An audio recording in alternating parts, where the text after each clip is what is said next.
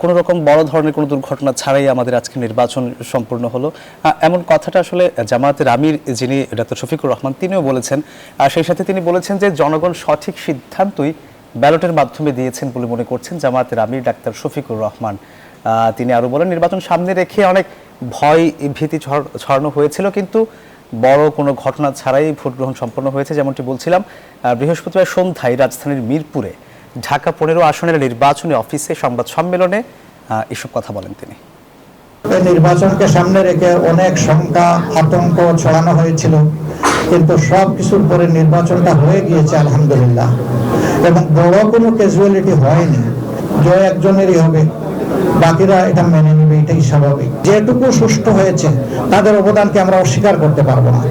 আমরা এর জন্য আল্লাহ তাআলার প্রতি কৃতজ্ঞতা জানাই, আর যে যেখানে আন্তরিকতার সাথে নিজের অবস্থান থেকে দায়িত্ব পালন করেছেন, আমরা তাদের সকলকেই আমাদের অন্তরের অন্তঃস্থল থেকে কৃতজ্ঞতা জানাই। Bashundhara public school and college 2026 শিক্ষাবর্ষে ভর্তি চলছে।